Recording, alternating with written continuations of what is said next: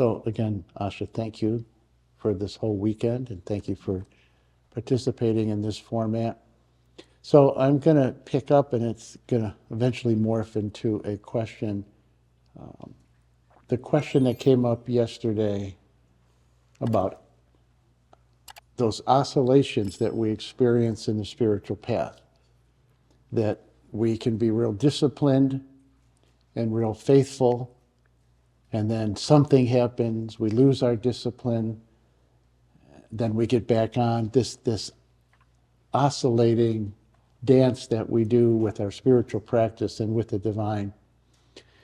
And within that, I want to talk about, because sometimes, particularly as I hear people talk about yoga in present day, and people who never had the experience of living with Yogananda or living with Kriyananda, living with a realized teacher, or being part of a community, that sometimes the whole concept of grace in the spiritual life gets lost.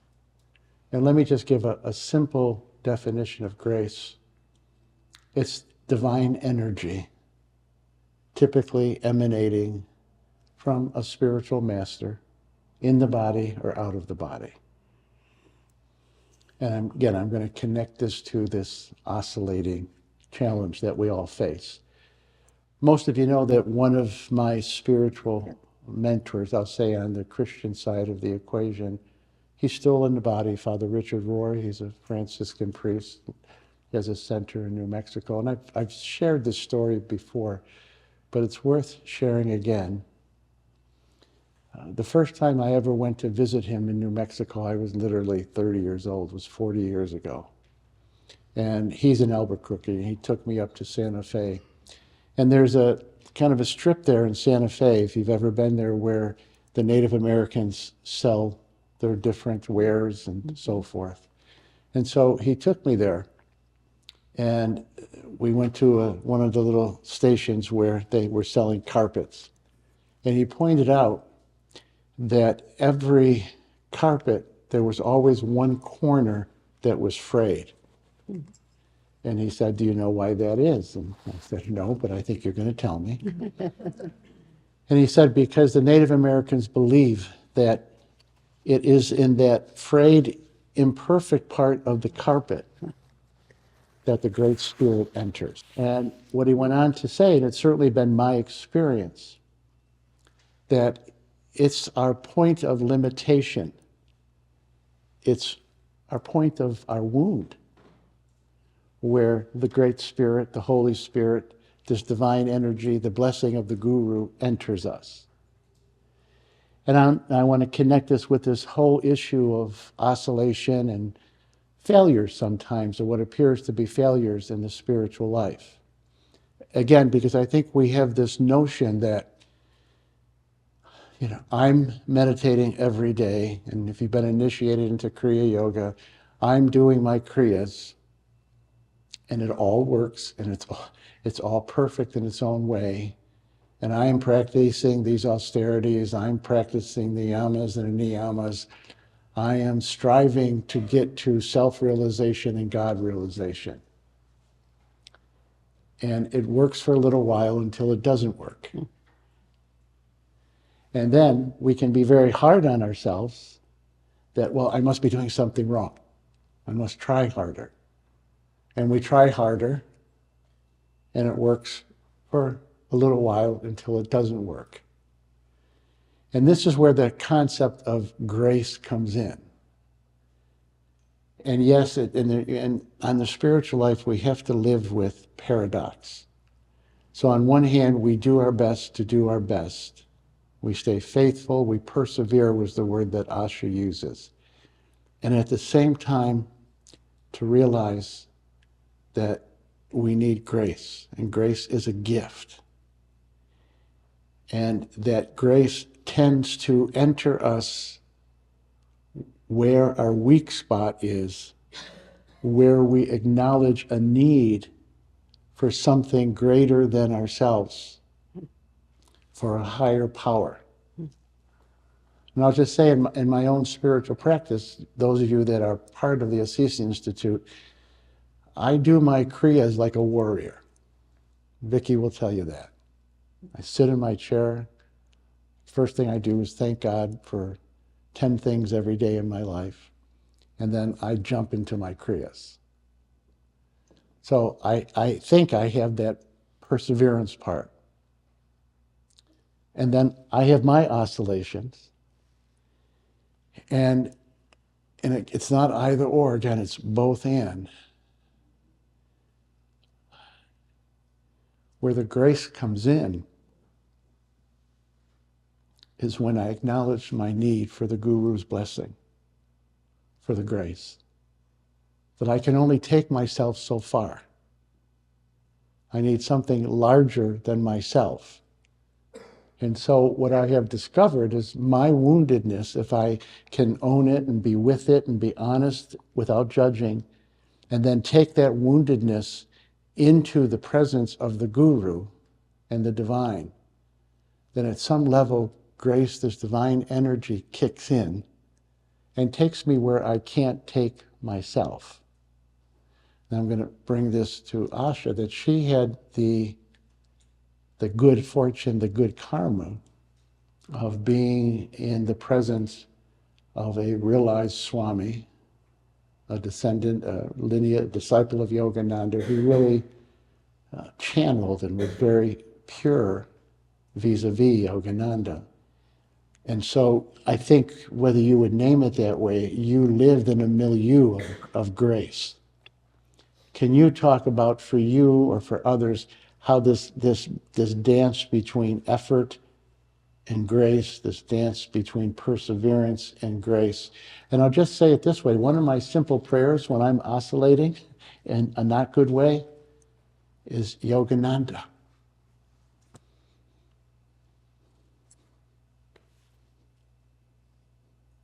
Don't let go of me.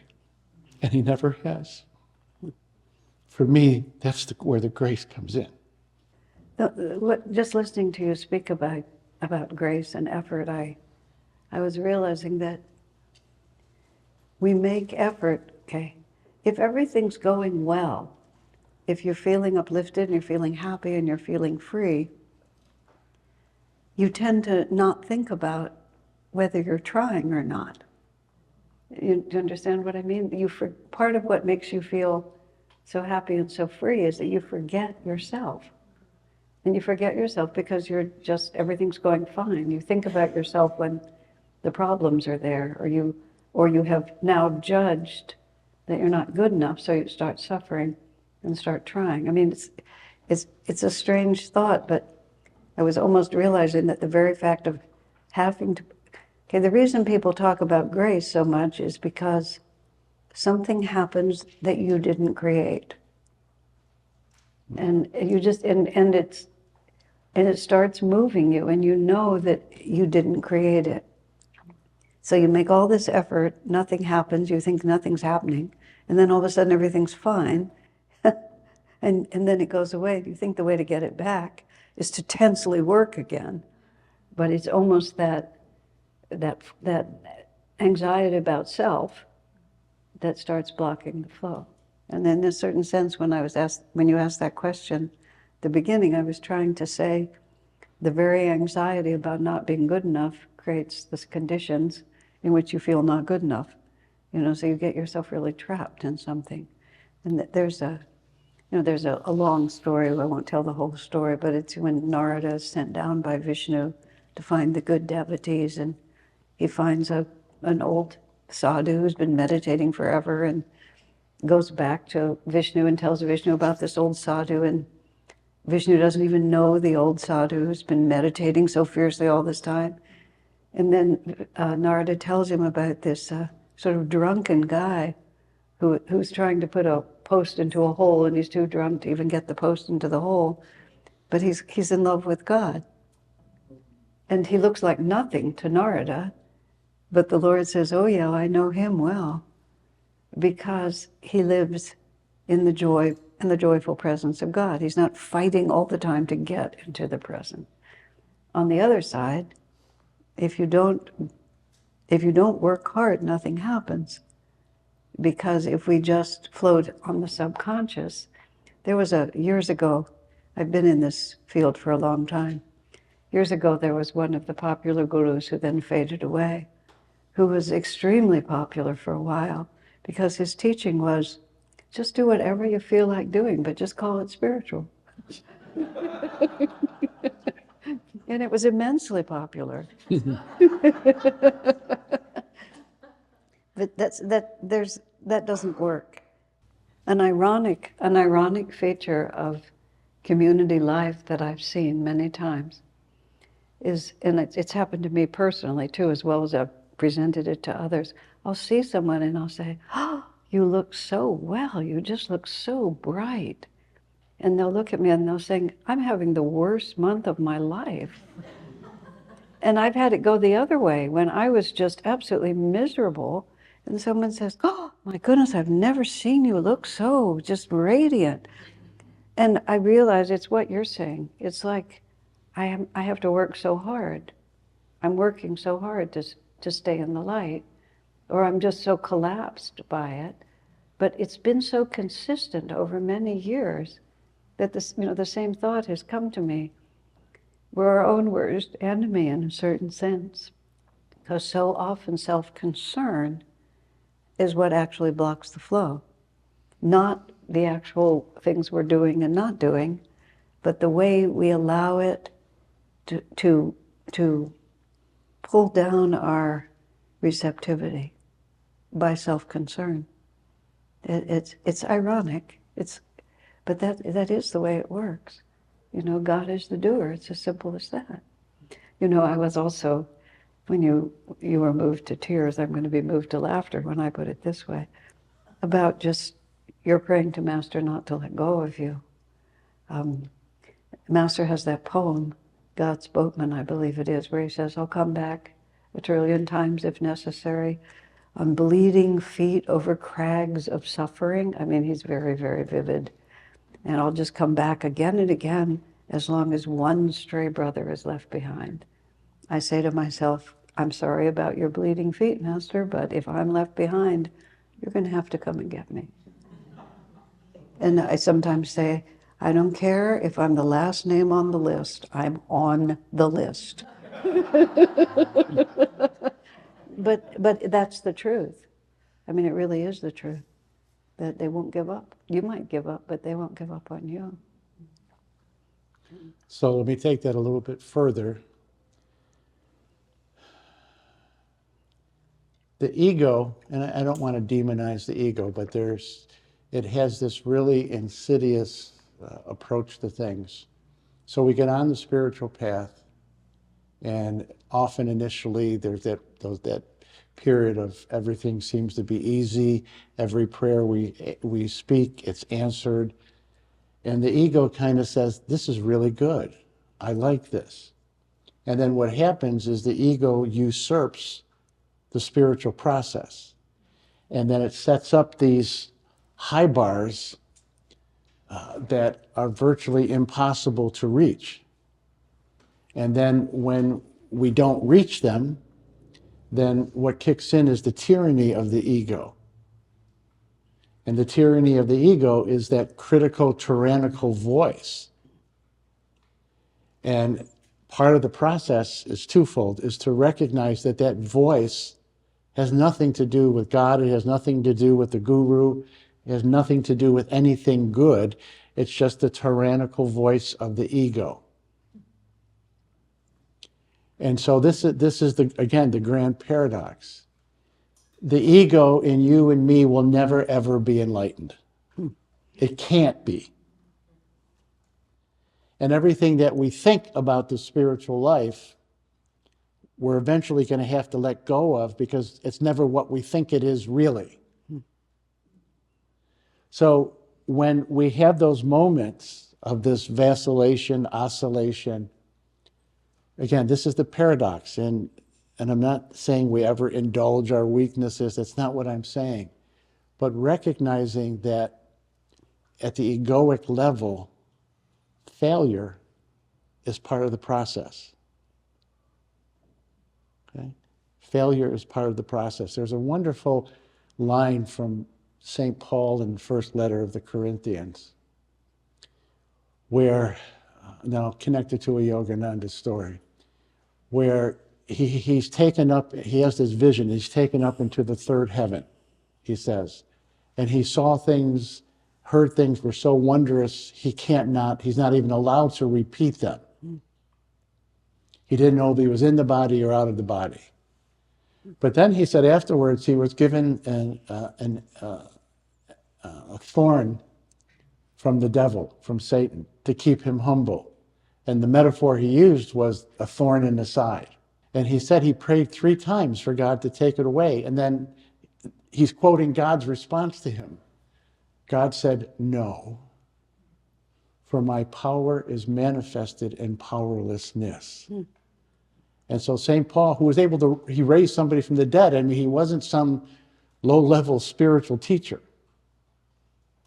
He says, therefore, when I am powerless, I am powerful. What he's talking about is not some form of self-hatred, or you don't acknowledge your gifts, you don't acknowledge, your competency. That's not what he's talking about. He's talking about the death of the ego. That when I am powerless, and the ego has failed, and I acknowledge that it's failed, I haven't failed, the ego has failed, then it's very easy to be open to the grace. And I'll connect that with the story of Yogananda. In the late 20s, he brought a Swami over from India to help him, and everything just went south. And he got fed up with it all. And he got on a boat and went to Mexico and said, I'm not coming back. It was a moment of, at one level, a failure. The organization wasn't thriving. The Swami he brought over ended up, betraying him.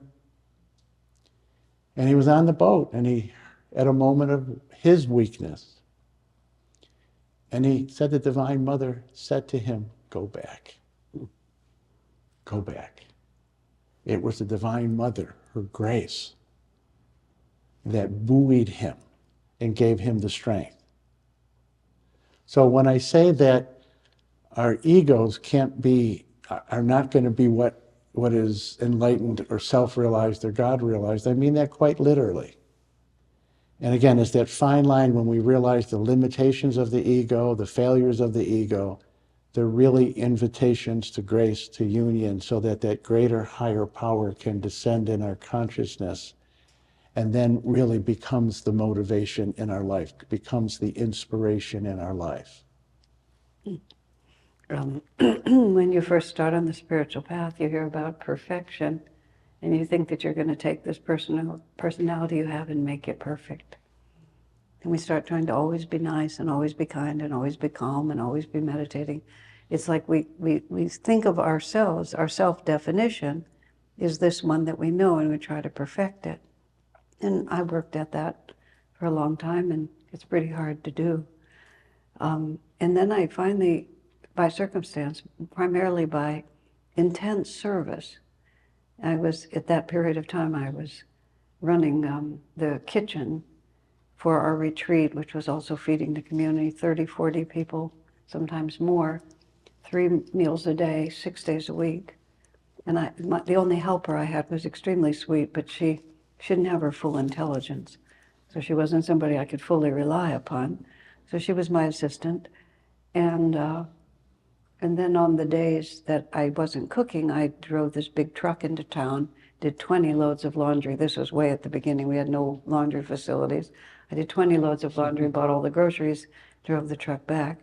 And for the first year or two, the truck did not have 4-wheel drive, and we had this uphill, unpaved road. And so when it was raining or snowing, we could only get halfway up the hill. The phrase was, you would shoot the hill, which is to say you would just gun it and see how far you could get before the truck fell into the ditch, small ditch, but just into the ditch. And then whoever was with you had to unload all the groceries and carry them the rest of the way up the hill. I did all of that. I was extremely busy. I was so busy that I didn't have time to think about myself. And I remember somebody coming up to me and saying, "How are you?" And I was startled, like, who? And I just realized that all I was the flow of energy that was passing through me. I was 25 years old. I was having the time of my life. It was absolutely so much fun. Every single piece of it was fun. But I had become the energy that was flowing through me. And the vehicle through which it was flowing was so irrelevant that I never thought about it. And I realized self-realization is not the perfection of what you think of as yourself. It's the complete forgetting of what you're thinking about yourself. I even have a further theory. This is totally, and I call this the gospel according to Asha, because nobody wiser than me has ever said this. I think you stay just as flawed and rotten as you ever are. It just stops mattering. It just... And I don't think there's a lot of metaphysical truth in it, but there is a lot. Because what makes it all so awful most of the time is that we're thinking and worrying about it.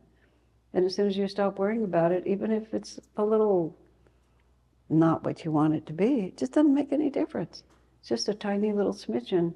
This is exactly the words that Isha Das is using, different words to say exactly the same thing. The other part of this I wanted to add, this is all the ancient history. In the 70s, when meditation was really coming in, there was a magazine called Psychology Today. And it might have been Yoga Journal. I'm not sure which one it was. It was one of the two, which were big issues at that time. And it published an article called The Dark Side of Meditation. And our assumption was that it was going to be a piece of trash, but it wasn't. It said this was so wonderful, especially at that time. The kind of people who are inclined to take up meditation are highly driven, high achiever, type A, stress-oriented people who are really looking to succeed. And then you get into meditation, and the goal is infinite, and the goal is God realization. So you're desperately trying to make yourself absolutely perfect on a completely different criteria, and all of your stress and all of your competition and all of your type A personality just becomes totally intensified in an absolute guaranteed failure. Which is, there's real truth in that, because you're using the pronoun I incorrectly. That's really what it comes down to. Ego is a word for it. But and that's what's wrong. That's why people misunderstand the Bible. Because when Jesus says I, we think he means Jesus the man, the person, and Jesus means I, the infinite spirit. And all the confusion about the teachings of Christ stem from that and in ourselves. Exactly what Isha Das is saying. We just define ourselves in a way that cannot be, that is not the grace that flows through us, and then we get totally confused. And when finally that just ceases to work anymore, that's when we discover a different reality. All right, so let me take this a little bit deeper, but on a practical level. And I shared this with the Assisi community, I don't know, last fall, I think it was. And I have to watch my diet because I have a leaky gut, and there's things I can't eat, and I generally don't eat ice cream anymore, okay, although I love it. And this was, again, maybe last November, October. Vicky went to bed, and I just got this urge to eat vanilla ice cream. And I didn't think we had any in our freezer, but sure enough, we did. And I ate the whole thing, okay? And immediately, the tyrannical voice of the ego just like, you call yourself a teacher, you're Isha Das, you can't even control your palate. Not one night in a year that I did that, but that tyrannical voice came in. I meditate a lot, so it kicked in. And I go back to my statement I made this morning or early this afternoon about the calm. There was a part of me that was able to witness this tyrannical voice. And in witnessing it, it's like, oh, I don't think that's what God is thinking about me. In fact, the thoughts that we think about ourselves, God probably never thinks. Mm-hmm. And so I watched this tyrannical voice, And I was in that kind of calm, watchful place, and I thought, I'm going to choose to lean into grace. I'm going to choose to lean into mercy. Not as a concept, but as this subtle awareness in my soul. I'm going to choose to believe that Yogananda is just laughing at me right now. Mm-hmm. And so at that subtle level, when we can begin to recognize this tyrannical voice of the ego, not buy into it, and not beat ourselves up about it because we haven't measured up to some notion of enlightenment that doesn't exist, and then that subtle choice to lean into love, mercy, grace, and wisdom. Just saying those. In fact, I remember that night, the question that bubbled up, and I think it bubbled up from my soul, is, what is the wise response right now? That I remember that now, just bubbled up, and it's like, okay, the wise response is not to buy into this tyrannical voice. The wise response would be to be calm, to witness it, be a little compassionately curious about what it was about, but to lean into grace. Now let me take this a step further. I don't live in community in the way that you live and have lived in community, but I have a sense of community with my wife, obviously. And she is, I'll try not to choke up when I say this, she is such the embodiment of the Divine Mother in all aspects of her life. And more than any other person in my life, she just loves me. If I had told her I ate the ice cream, at that moment she would have said, oh, you probably needed it, it's okay. And not in a codependent way, because trust me, she'll tell me when I'm heading down the wrong path. The point is, part of that, where I went that night was the love of, and the goodness and the love of the Divine Mother comes through her, and I'm going to lean into the memory of that. I'm going to lean into the experience of that. So I'm just saying, as we mature and grow, there's the capacity to stand back and witness the machinations of the ego with a tyrannical voice. That's progress. But then just making the choice, and it could be prayer, it could be thinking, I thought of my wife that night, could be asking the right questions.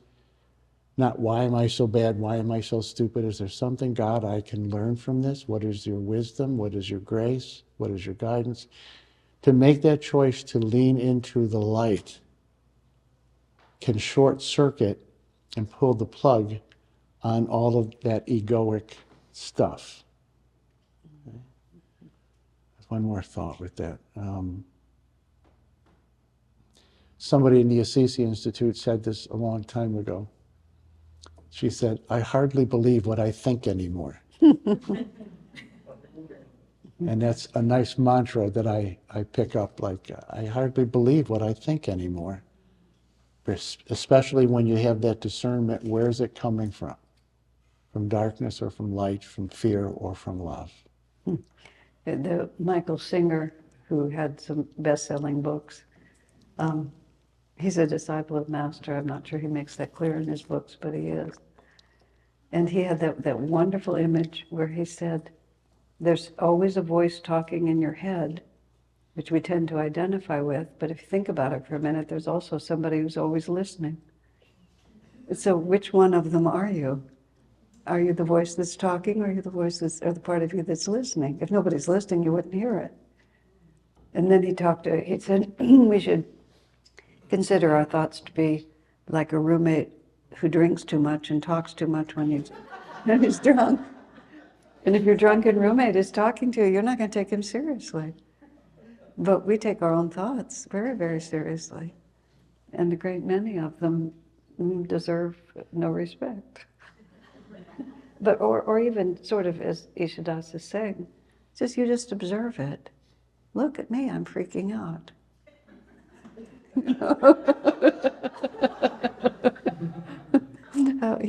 Master used the wonderful phrase, life is designed to be educational and entertaining.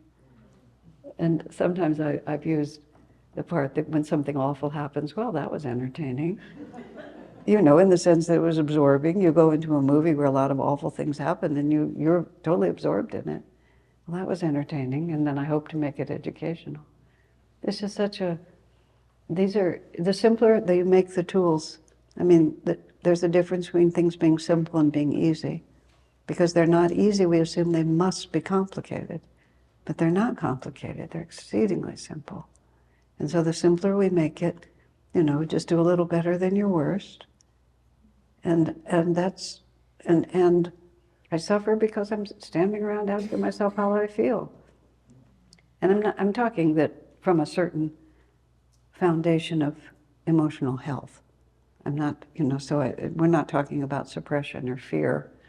You know, let's assume that we're fundamentally healthy. And then the drunken roommate has a lot of ideas, and why am I listening to him? Why am I taking him seriously? You know, it's very fun. You might not be able to say all this out loud to everyone you know, but you can keep it inside yourself. To be very interesting. So let me share this story. I just want to continue with this theme and again take it a little bit deeper. Many of you are probably familiar with the book Yogananda liked it, Brother Lawrence, so the resurrection, practicing the presence of God. Mm-hmm. He was a 16th, 17th century Carmelite monk and a very simple man and couldn't meditate the way Teresa of Avila did and all the great Christian mystics, but found a way of going deep into God's presence. But there's a wonderful story. I guess he was in a war and was injured and later became a Carmelite monk. And I guess he was known to be a little clumsy. And his abbot sent him to get a big, thing of wine. And wine for them was nutrient. It wasn't just to have fun. And he was bringing this big vat of wine back, and he dropped it, and it spilled all over. And his superior just, clumsy, oaf, yeah. And he went into the chapel, and he said to God, "You made me this way, so what are you going to do about it?" And I want to connect that to something I said earlier. I quoted from the autobiography when Babaji appeared to Sri Yukteswar and said, I want you to write this book that became the Holy Science. And Sri Yukteswar felt daunted, overwhelmed, and said, "How can I do that?" And Babaji answered with a rhetorical question, a declarative question. Who is the doer of all of this? Mm-hmm. So let me connect that to what Asha is saying about the obsession with ourselves, thinking about ourselves. When I have those moments where my mind is running wild and or I feel overwhelmed by the burden that's on my shoulders, I contemplate Babaji's words. Who's the doer? Not me. Mm-hmm. Who's the doer? Not me. God's the doer. God's the doer. And it pulls us away from that I. Absolutely. And there's just a wonderful freedom. And the paradox is it doesn't create laziness. And I think I told Asha that her talk this afternoon was maybe the most masterful of all the talks she's given. And I think it was just clear, you were just a channel for that. Mm-hmm. And so I'm just throwing this out, remember that God is the doer, ultimately. And it's God that will purify us. It's God that will divinize us. It is God that is going to bring us the experience of self-realization. It's really already inside of us. But I'm just throwing it out. Think about that as a mantra in your life. Who is the doer? Not me. Not me. I'm not the doer. I have a friend, she lived in another ashram, followed a different guru, and we would meet periodically. And for a period of time, she traveled all the time through their different ashrams around the country and somewhat around the world. And we would meet in various cities. And I met her somewhere, and we were really enjoying each other's company. Then I realized, oh, you have a program, in 45 minutes or whatever it was. I said, maybe you need to get ready for it. And she said, too late, too late. what you see is what you get. Just like that. And she told me, and it was just like, she was very conscientious, but like, what do I think I'm going to create in the next half an hour that isn't already present? I mean, it was just such a sense of, I'm not in this alone, we're in this together. And at the same time, she told me, she was given an assignment by her guru, and she was asked to do an administrative job, and she was terrible, absolutely terrible at it. Before, she said she was very good at loving them and leaving them, so she did a very good job of traveling around and teaching. But as soon as she was in one place, she couldn't do it. She was at the end of her rope. She meditates and she says, Guruji, you want this job done well, you get somebody else. If you're content with the schlocky job I'm doing, you leave me in it. Now it's your problem, not mine. But that's the joyous self-forgetfulness that we're talking about. Yes. And I'll just connect this to the wider topic that Asha talked about this afternoon. And I always like to remind people, the mind is a wonderful gift, but the mind is incapable of understanding the Creator. Yeah. The mind was created to understand creation, what we can measure, what we can see with the five senses. It was meant for logic. It helps us to balance our checkbook and do all things like that. But the mind at the level I'm talking about, I'm not talking about the intuitive mind, but the mind at the level where most of us live, it's impossible to understand God. Now, there's the intuitive mind, and I won't get into all the distinctions right now. When we look at the world, and it's a paradox, and the mind cannot get it, either God has his or her hand in it, or God doesn't. And either the world is unfolding randomly at the mercy of evil people or unintelligent people, or God is using everything to serve our highest evolution. So this is the grand paradox. At one level, I'm saying we have to give our spiritual evolution over to God while not giving up on persevering. It's a paradox.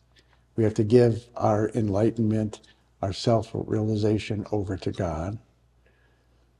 Periodically, we have our services on Thursday night. People will ask me, well, what state of, you were really good tonight. What state of consciousness you were in? Or you're not so good tonight. What state of consciousness were you in? And I say whatever state God wanted me to be in. So just as we give our, while maintaining perseverance, it's the paradox. We give the ultimate unfolding of our spiritual evolution over to a higher power, over to the divine. And then that frees us up and allows that grace and that energy in our own divinity to emerge because we're not in the way. This is the paradox. If we want to be helpful in the world, we have to surrender the world to God. Surrender everything about the world to God. And this is the paradox that creates space then within our own psyches, within our own hearts and minds. And in that space then,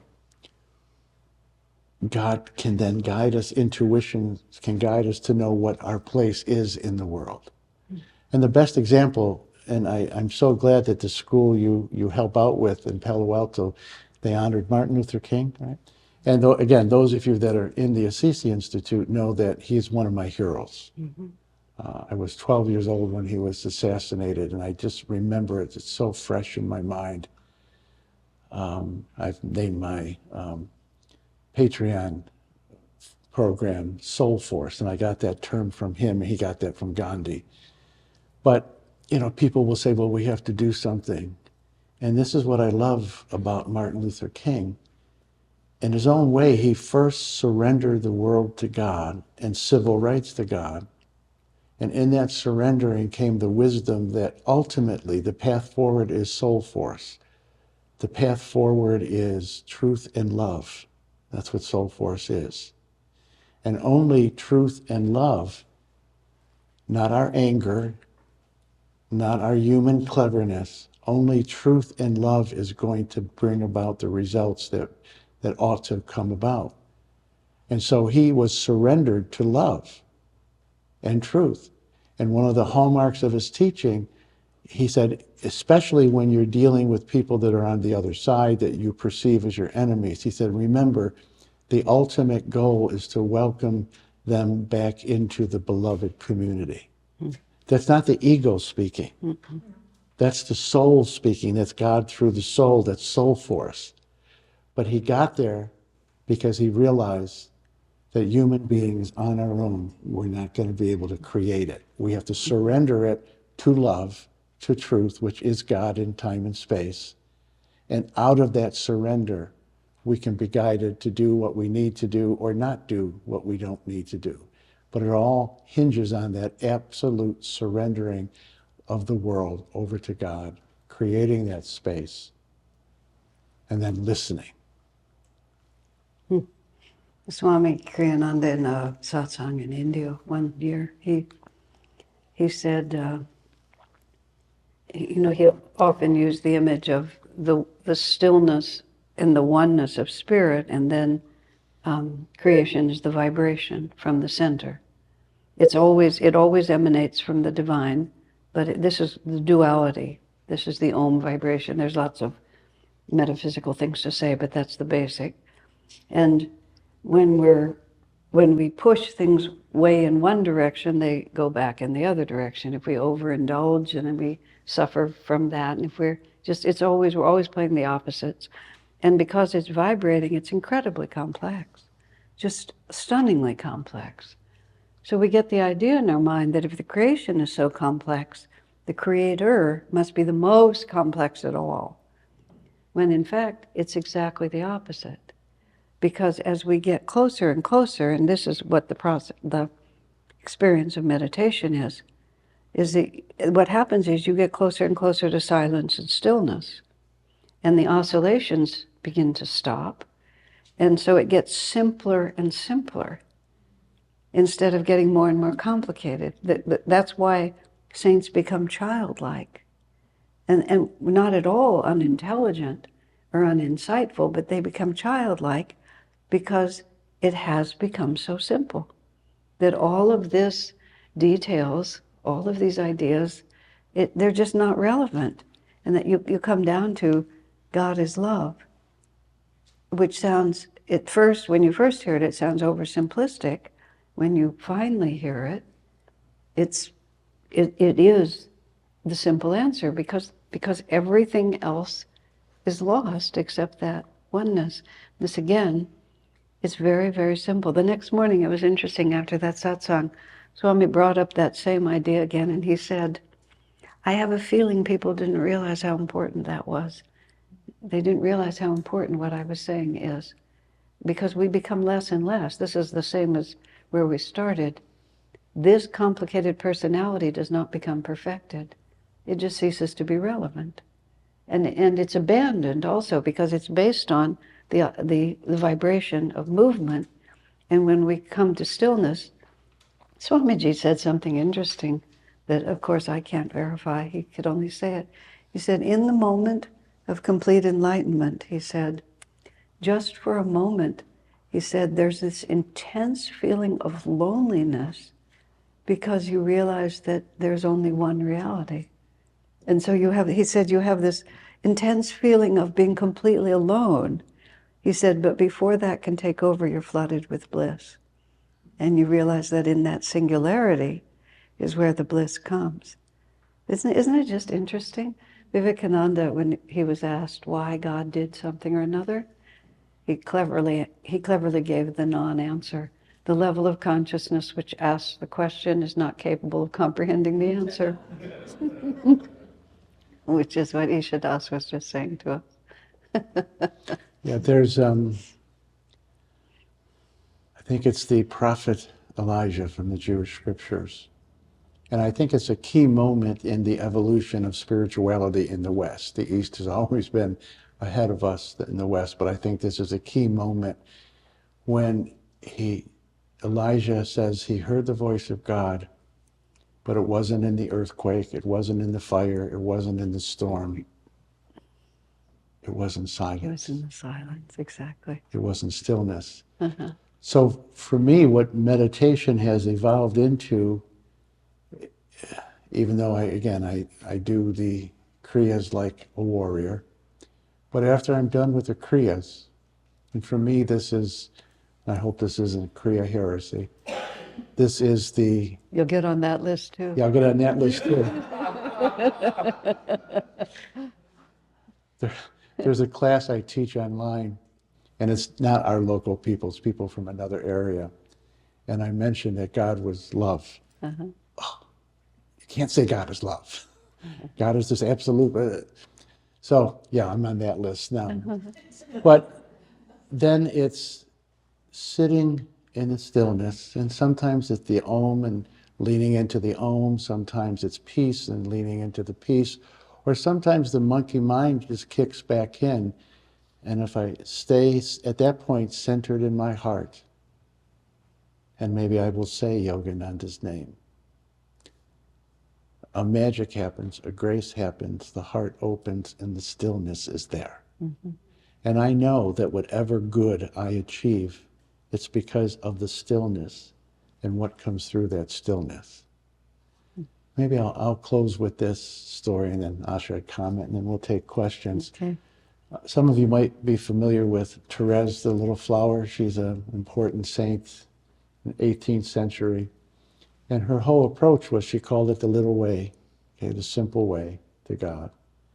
And she tells this story, it's a beautiful story. She sees herself as a little girl climbing the stairs. And God is at the top of the stairs.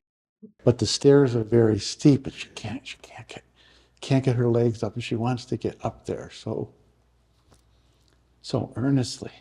And she says, God looks down and is so pleased with her that in one foul swoop, he brings his arm down, takes her up and pulls her to himself. And then she's in union. To me, that's the ultimate equation. We have to do our best. We have to keep on putting up our steps, but to realize that it's going to be God's grace. It's going to be the soul that is beyond the personality, beyond the ego, beyond any concept, God working through the soul. It's just going to then open up and swallow us and take us to that next level. So beautiful. I realized once when people would lavish praise upon Swamiji, because of course they would. And I said to him once, I said, what's so ironic about it is everything they're praising about you is where you have ceased to be. And you know, I've experienced that too. Every time somebody says something positive, it's the only time they ever say that is when I manage not to be there. So isn't that ironic? Haridas, who's one of the founding members of our community, is very clever. And he had a marvelous way to turn the compliment. Somebody would say, that was such a beautiful kirtan or a beautiful service. He said, oh yes, something inspiring happened and I got to be there. And this wasn't a pretense. It was because it was good because I didn't interfere. And when I didn't interfere, something inspiring happened and I still got to be there. And that's how simple it gets. Yeah. I'll share one little short thing. When I meditate, I have a picture of the gurus, but there's a big picture of Yogananda, and this was maybe half a dozen years ago. And I said to Yogananda, it's not fair. Kriyananda could have talked to Yogananda anytime he wanted when Yogananda was in the body, Roy Yu, Jane Davis. I can't do that. And his voice came back and said, yes, you can. Mm-hmm. Talk to me. Mm-hmm. And that was the beginning of a new kind of wrinkle in my spiritual life where I now have conversations with Yogananda often. I try to do more of the listening, but it is a sharing of my heart, like, I don't know if I could do this today. Grace comes back. I need your help today. Grace comes back. Don't let go of me today. Grace comes back. What should I learn in this situation? Grace comes back. It's not the closed heart It's that open, surrendered heart that allows the grace to flow. Questions? I'll repeat the question. So how do you know when it's the ego speaking to you? How do you know when it's God? How do you know when it's the soul? And for me, it's very simple. Even if it's a challenging voice, I know it's the Spirit, my soul. I know it's God because it comes with a sense of peace. It comes with a sense of clarity. It comes with a sense of strength. And again, even when it's challenging, at some level, it feels good. It's empowering. Where the voice of the ego is either overly complicated, shaming, guilt-producing, etc. I don't think I can say much more. Okay. And the other way you find out is you make terrible mistakes. Yes. And then you notice what it felt like. And you sort of, after a while, you get familiar. They have different voices. I mean, they speak differently. And when you're first starting, you do your best. And then you just watch the consequences. By their fruits you shall know them. And it's very, very true. And so you learn. If you're paying attention and if you're honest, you'll learn. Okay. One of the things I've discovered, and I'm reading Yogananda all the time, and it's a word that comes up consistently, is conscience. Now we have a distorted notion of conscience, but it's very simple. And it's interesting, if you go to the Latin languages anyways, and I think in the Sanskrit too, there's not a distinction between consciousness and conscience. They're the same word. And so true conscience is the consciousness of God, the Spirit, and the soul coming through. And when you're making a wrong turn, it doesn't shame you, but there's that, boy, this just doesn't feel right. And you make the right turn, after a while, oh yeah, this does feel right. But again, that calmness and that silence is the precondition for hearing the soul, conscience, etc. Okay. All right, so I'll just say hi. I think I understand the question. All right, you don't want to listen to the chatter, but what then becomes the guiding force if you're not listening to the chatter? So it's the metaphor I like to use, like as a compass. The compass always wants to point north. So I say to people, what is your North Star? All right, so let me just say what I mean by that. I think I mentioned this maybe yesterday with the teacher's class that I turned 70 this past December, and I did a 5-year plan. I prayed about it, thought about it, prayed about it, and I wrote a 5-year plan. I read it every day. It's the first thing I do. I read it because that's my North Star. And in the 5-year plan, it's, okay, I want to spend the next 5 years being the best Kriya teacher that I can be. I want to spend the next 5 years loving my wife as well as I can, my children, my grandchildren, and to love the people in the Assisi Institute. That's the essence of my 5-year plan. I break it down. But I read that every day because I have a monkey mind. I think when I was a child, I was a poster boy for ADD, but they hadn't invented that diagnosis yet when I was a kid. But there's something about connecting with that plan, that 5-year plan, which is really my soulful intention, that it creates an orientation. And that orientation is good, it's noble, it's loving, it's coming from a good place.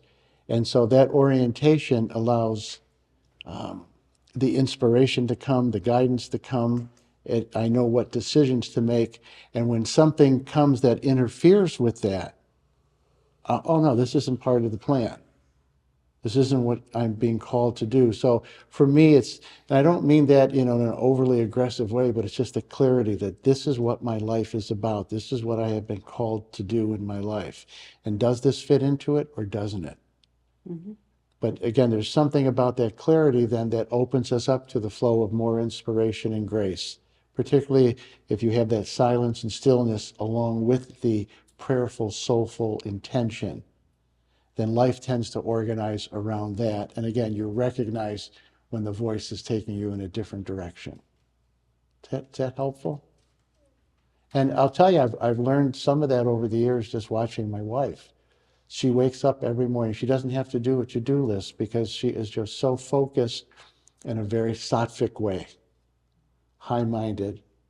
And so when we orient our lives in that way, then it's much easier. And I'll use Asha as an example. She's 79, right? 78 and a half. 78 and a half. Sorry.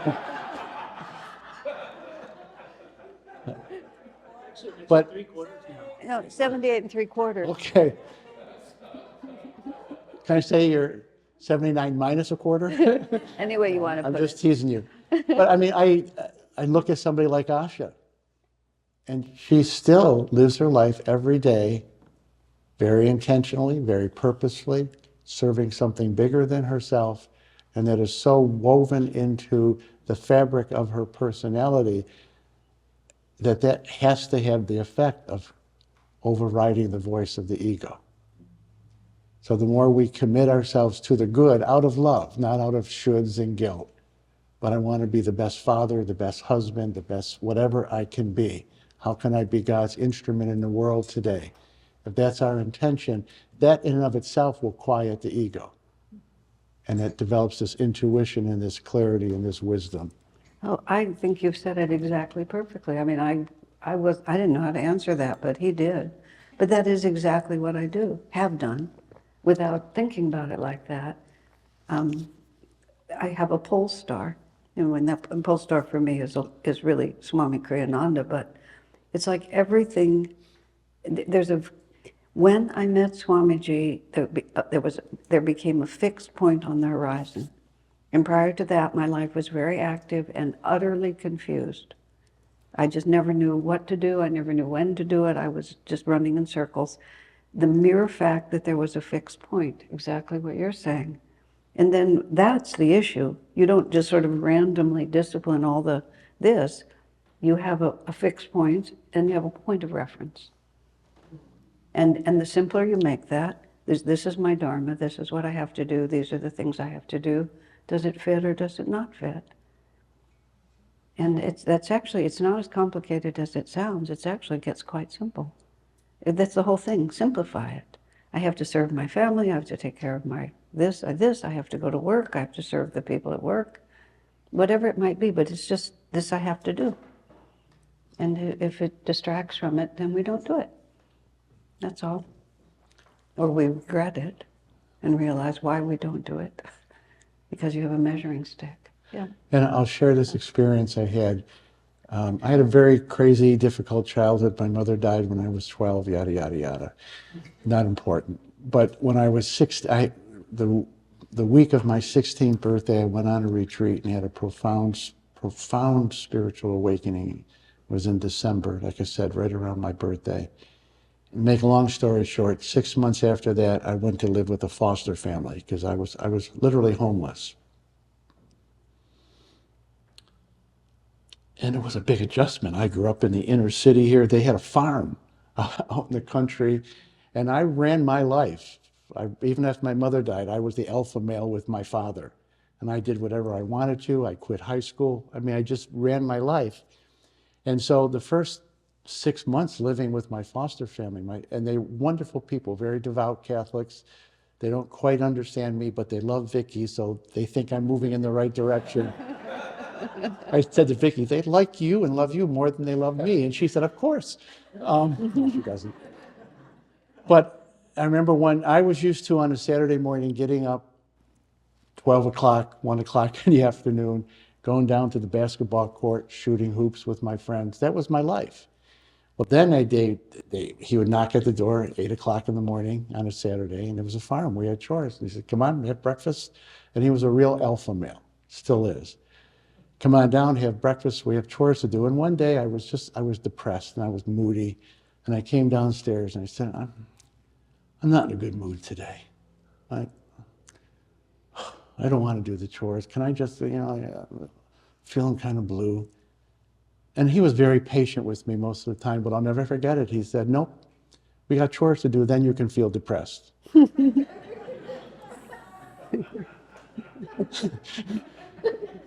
Because he was the first, again, my father was a good man, he was a broken man. he was a bigger man, not physically bigger, but he was the bigger man. And I thought, okay, I'll do it, but I'm still going to be miserable. And I worked with him. We were in the fields doing things. At the end of the day, he said, "Do you need to talk now?" And I said, "No, I don't." Kind of what you were saying. I got so engaged in the work and loved working beside him that I forgot about everything. Now, I'm not saying there aren't times we don't talk about our feelings. I'm not saying that. But that was a lesson, because there are days I wake up and say, "Oh, do I really want to meditate? No.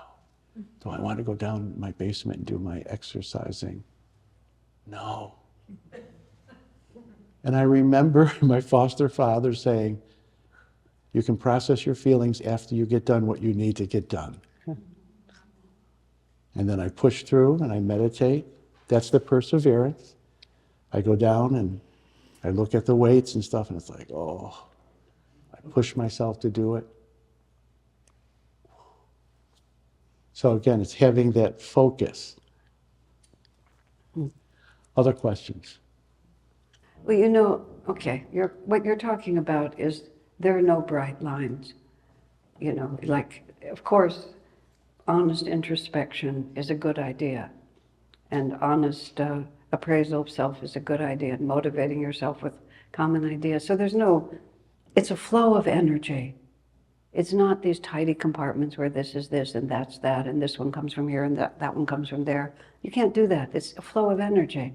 And it's a vibration, and that's why the word in the spiritual path, attunement, is so much a part of it. Okay? I'm singing in the choir. I sort of know the part. Unfortunately, I don't have a soprano voice. I have an alto voice, which is a little off, you know, somewhere else. I lose the note. I bleep out some sound or another. I'm trying. And then I hear the right note, and I move into that right note. It's always been my voice. It's always been me trying. It's always been me listening. But I get out of tune with who I should be. And that's where Isha Das keeps talking about, you've got to listen. And that's why the word attunement is so much a part of it. You have to listen, but you can't articulate it all exactly. So to me, when you were saying, why worry? Why worry? No, that's not what I said. Okay. What I said was, if God is in charge, why do I ever worry about anything? And I'm asking myself the question, and I'm putting myself back in line. What I'm trying to say is, take the question to the end point. Don't mess around with everything in the middle.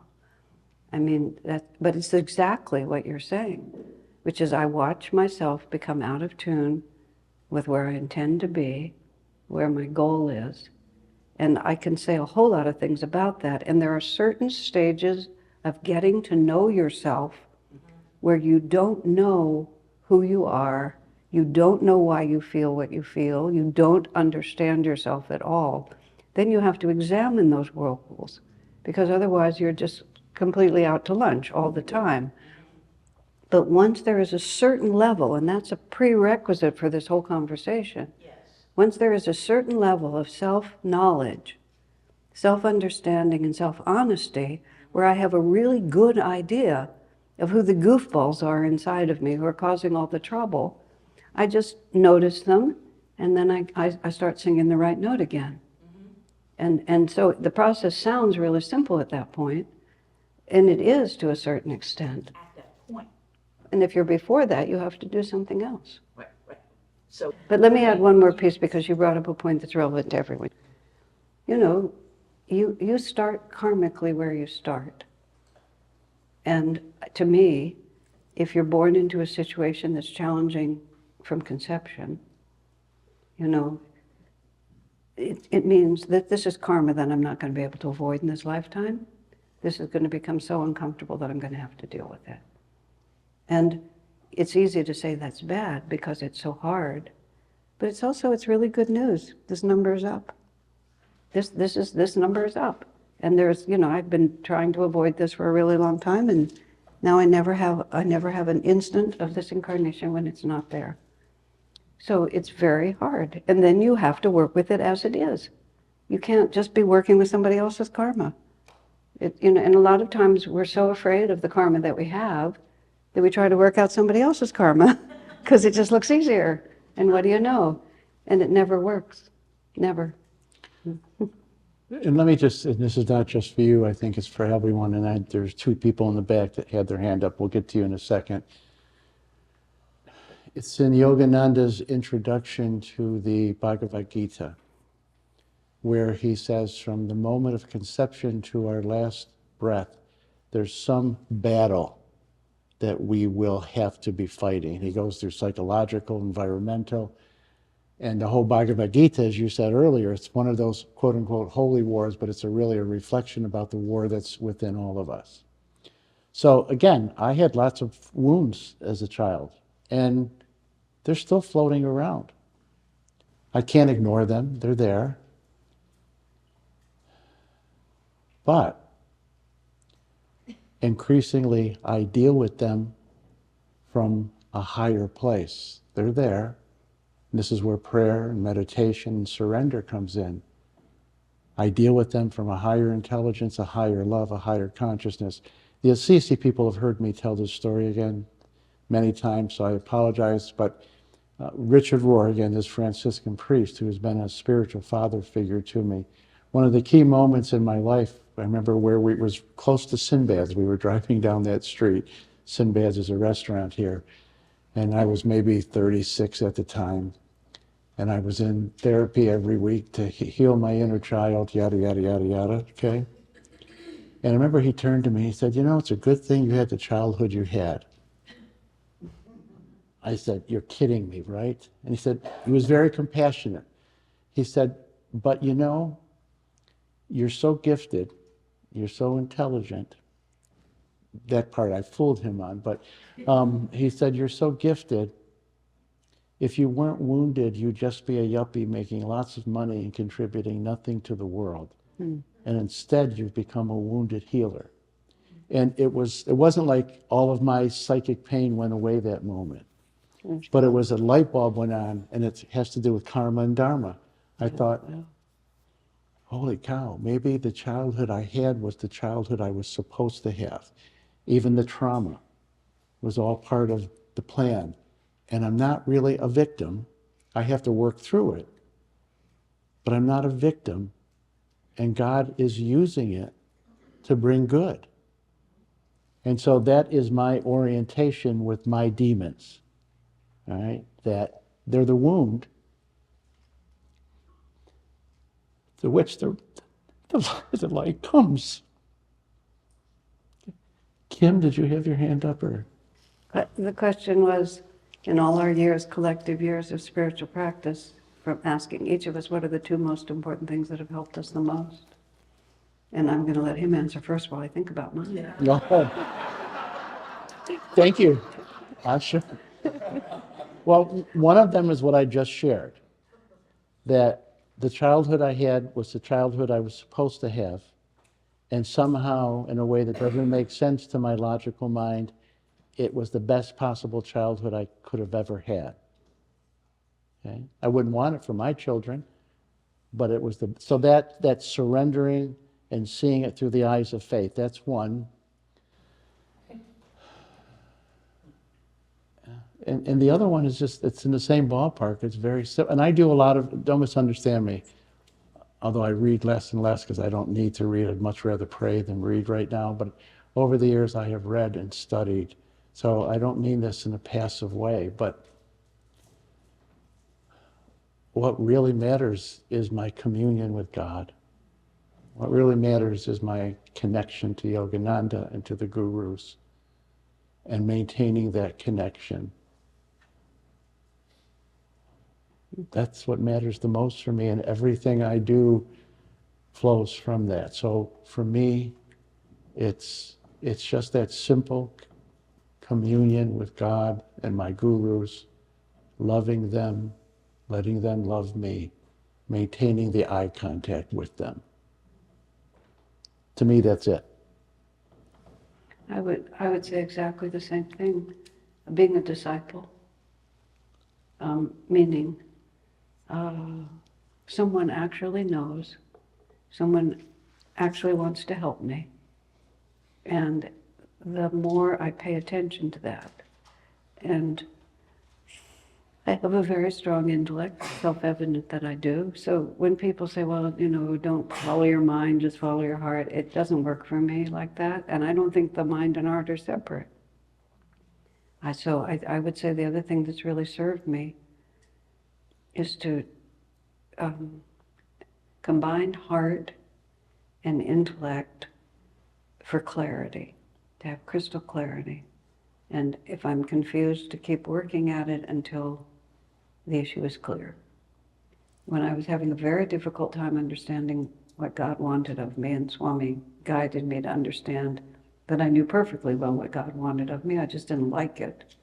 So I kept desperately praying for another answer. And then it occurred to me, and Swami essentially said to me, it's not hard to know God's will. And I thought, it's very hard to know God's will. And because I'm a disciple, I couldn't discard what he said. But I didn't understand it either, so I asked the question, why is it so hard for me? It's because you're afraid. That's all, because you're afraid. What am I afraid of? And then that's what I mean by clarity. I don't mean clarity like I understand the metaphysics of how the chakras work and what awakens the kundalini, and I don't understand any of that. I really don't, and I don't even think about it. But why am I afraid? And I work very hard to be very clear about both what I'm thinking and what I'm feeling. And crystal clarity, Swami talks about it in another context. So being a disciple and dedicating myself to crystal clarity, to be as clear as I can be about what I think and what I feel and how it fits into being a disciple. It's very personal, but I mean, that's my way. And if I can just add one more thing, and then we'll get to Anne Marie. I have about a week and a half ago, a family member who's very dear to me is just in a lot of distress and pain, a lot of pain. And Vicki and I talked about it, and it helped. I meditated a little bit, that helped. But when I went to bed, that pain, my pain for their pain, was there. And I didn't do this in a sort of escapist way. I just probably spent an hour and a half in bed just praying. And my prayer was simple. I would repeat the Lord's Prayer a few times. I would go through our guru lineage. I would repeat the Lord's Prayer, go through our guru lineage, go into a prayerful kind of silence.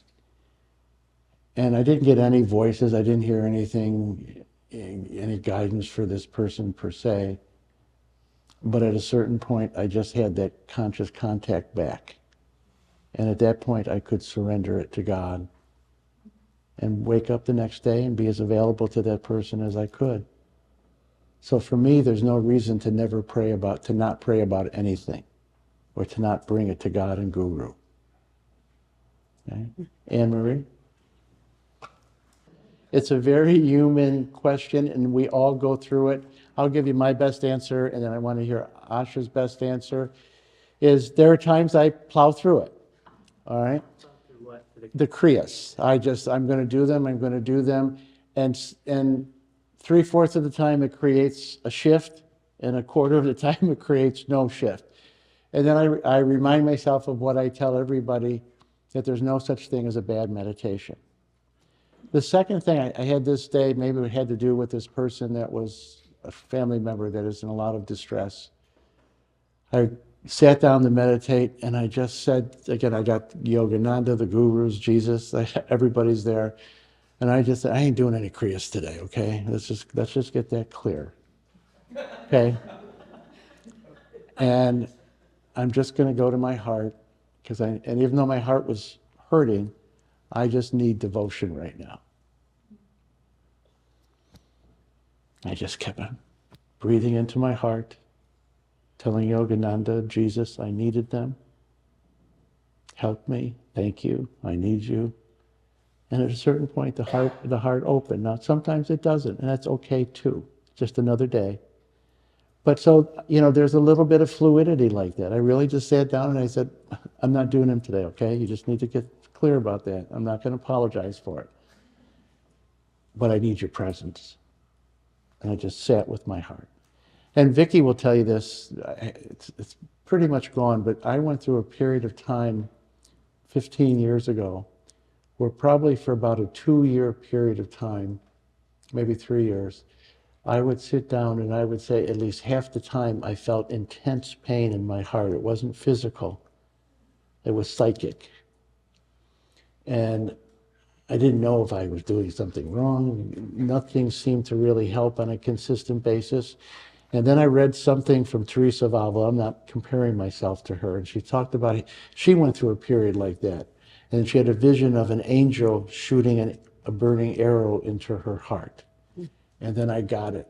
My heart is closed at a level that I didn't know it was closed. And God is trying to open it. And then I just accepted it and stopped fighting it and was with it. And it hurt sometimes. And I didn't even know what the hurt was about. But eventually, it opened. Does that help? Yeah. You know, there's a level of creativity that's required in sadhana. And there's both the loyalty to the way that it's been taught to us, and then there's the necessity to figure out what really works for me. You know, how much chanting, what kind of chanting, when do I chant, when do I energize, when do I stop and read something, when do I listen to music. And so you don't be afraid to experiment with yourself, as long as you're not recreating everything. But if it's getting dry and it's getting mechanical for you, then be a little creative in what you're willing to do. So that's the first part of it. Just don't be afraid. The other thing is the fruit of your meditation is not just your meditation. The fruit of your meditation is your mind is like a runaway horse, and you're always just kind of pulling on the bridle, trying to get control back. And even if it's still a runaway horse, or on certain days it has the bit in its teeth and it's not going to obey, but it will never come under your control unless you pull on it.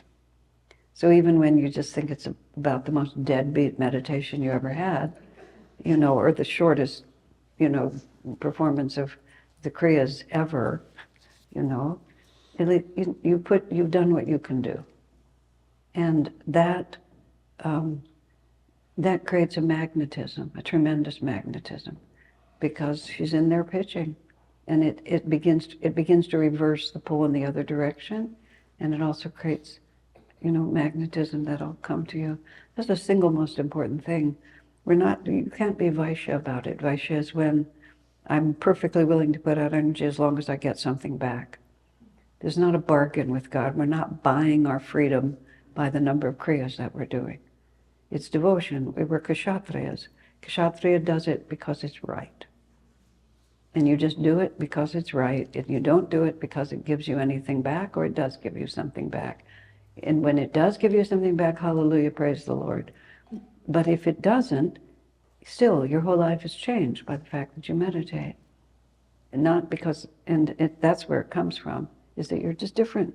You're burning karma. And this is the way it is. You have your good days and your bad days. This is the way God made you that day. It's basically His fault. You want it done better? You want better kriyas than this? You know? You teach me how to do them better. Okay? Yeah, and we'll end this with 2 short stories. One was Teresa of Avila. She was, again, a Carmelite saint, and one of Yogananda's favorite saints. And she went through a dry spell for a long time. And she would sometimes hear Jesus speak to her. So one day she said, okay, I've been doing this for a long time, da-da-da-da-da-da. And then she said, Jesus said to her, Teresa, do you meditate to have good meditations, or do you meditate because you love me? And that flipped the switch. The other story is a little bit more humorous, although it's a true story. St. Bonaventure, who took over the leadership of the Franciscans maybe 10, 15 years after Francis died, and he was both a mystic and a great theologian. But he said this: some days, eat a bowl of pasta, have a glass of wine, and go to bed.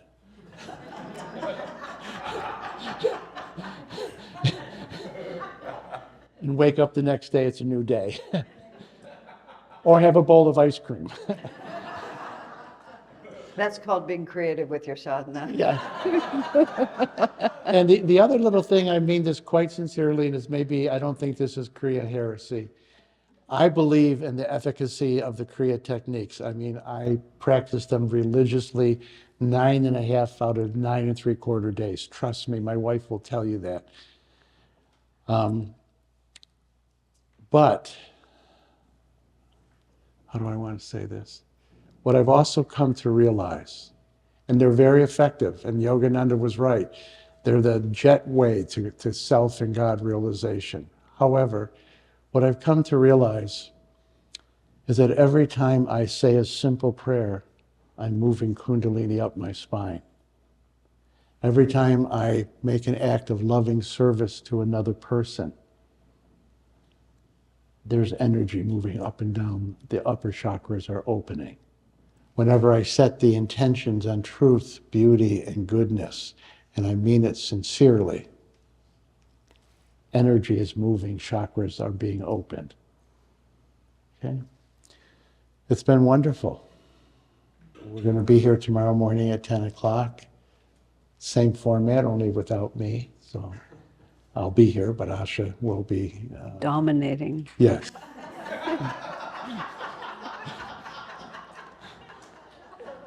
Are you purposely trying to trigger my ego?